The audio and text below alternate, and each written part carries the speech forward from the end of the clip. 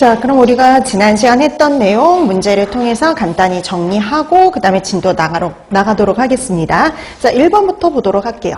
자, 1번 노로바이러스 식중독에 대한 설명으로 옳은 거 그랬죠? 이 중에 맞는 거 5번이죠. 자, 1번의 답은 5번인데요. 1번 보시면 여름철이 아니라 주로 겨울철, 그렇죠? 그 다음에 비교적 감염력이 강해서 사람에서 사람 간의 감염이 일어났었죠.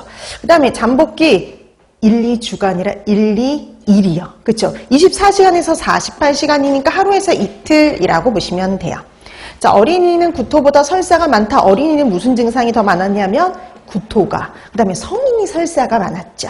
자, 1번의 답 5번이었고요. 그 다음에 2번. 자, 여기서부터 이제 유해금속에 관련된 문제가 나오는데 어디서 용출되느냐, 그리고 주증상이 뭐냐, 그거 잘 연결해 두면 됐었죠. 파인애플 통조림을 개봉한 후 일주일 후 섭취했을 때 가장 문제가 되는 유해금속 그랬어요. 파인애플 통조림, 그러니까 통조림에서 용출되기 쉬운 유해금속 이런 거죠. 그럼 통조림에서 용출되기 쉬운 유해금속은? 주석이죠. 그래서 과일 통조림, 주스 통조림, 이런 산성 통조림에서 개봉한 후에 용출되기 쉬웠어요. 자, 그래서 이번에 답 5번이 되겠고요. 그 다음에 3번. 도자기 범랑의 유약에서 용출될 수 있는 유해금속, 그러면은 납이었죠? 2번입니다. 그 다음에 4번. 미나마타 이랬죠. 그래서 우리 미나마타와 이타이타이는 단골 문제 중에 하나인데요. 미나마타병의 원인 그러면은 수은이었습니다. 답은 4번이죠. 자, 그 다음에 5번. 조제분유 사건의 원인 물질로 만성중독 시 피부가 청색으로 변하고요. 손발, 피부의 각화현상, 생수 침착을 일으키는 유해금속 그랬네요. 자, 조제분유 사건, 3분의 간장 사건의 원인 물질이고요. 피부와 관련된 증상을 보인다라고 하면 비소의 특징이었죠. 2번입니다. 자, 그래서 5번의 답 2번이었고요. 그 다음에 6번. 이타이타이죠. 그래서 이타이타이병의 원인으로 골련화증을 유발한다라고 하면 당연히 카드뮴. 답은 2번입니다. 자, 그 다음에 7번. 유기염소제 대용으로 개발되었으며 콜린 에스터레이즈의 작용을 억제해서 독작용을 나타내는 농약. 우리 콜린 에스터라제의 작용을 억제한다라고 하면 두 개가 있었죠. 유기인제와 카바메이트제가 있는데 유기염소제 대용으로 개발된 거는 카바메이트제죠. 답은 5번입니다.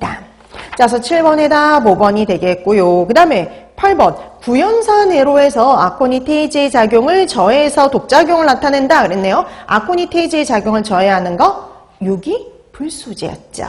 답은 1번입니다. 자, 그래서 8번의 답 1번이 되겠고요. 그 다음에 9번. 표백은 잘 되지만 포름알데히드가 식품 중에 유리되어 신장을 자극하는 유해표백제. 그건 뭐 길지만 간단하게 유해표백제 찾아라 이거죠. 자, 이 중에 유해표백제 그러면은 롱가리트. 답은 3번입니다. 자, 그래서 이렇게 유해 첨가물에서는요, 이름 정도만 잘 기억해도 된다라고 말씀드렸죠. 그래서 보기를 보고 얘가 뭔지 구분하는 연습을 좀 해두시면 되는데 9번의 답은 3번이에요. 아우라민, 로다민 이런 이름이 붙여진 거는 착색제였고요. 그러니까 색소. 그 다음에 포름알데히드 그러면 얘 같은 경우는 보존료죠. 유해 보존료. 그 다음에 페릴라틴. 요거 하면은 페릴라틴은 유해 감미료. 그 다음에 니트로아닐린 그러면 이거 유해 착색료였죠. 자, 그래서 9번의 답 3번이었고요. 그 다음에 10번. 사용이 금지된 유해 감미료 그랬네요. 이제 이 중에서 그럼 이제 유해 감미료 찾아야 하거든요. 그죠? 2번에 있는 시클라메이트예요. 자, 그래서 10번의 답 2번이 되겠고요. 그 다음에 여러분 그 3번에 있는 아스파탐 같은 경우는요. 여러분 우리 식품에 사용 가능한 감미료예요. 그러니까 보통 이런 문제가 주어질 때 사용 가능한 것과 아닌 것도 구분하는 것들도 나올 수 있으니까 한번 봐두시면 돼요.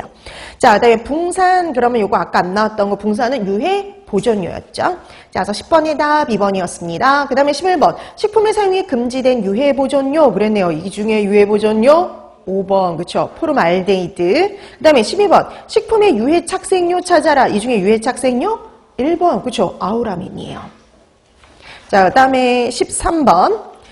기구에서 용출되는 건데요. 포름알데히드가 용출될 수 있는 합성 수지 그랬네요. 포름알데히드 그러면은 우리가 열경화성 수지에서 용출될 수 있죠. 그럼 보기 중에 열경화성 수지? 페놀 수지가 있죠. 자, 그래서 13번의 답 3번이 됩니다. 그래서 요소, 그다음에 페놀, 멜라민 이런 열경화성 수지에서 용출될 수 있었어요.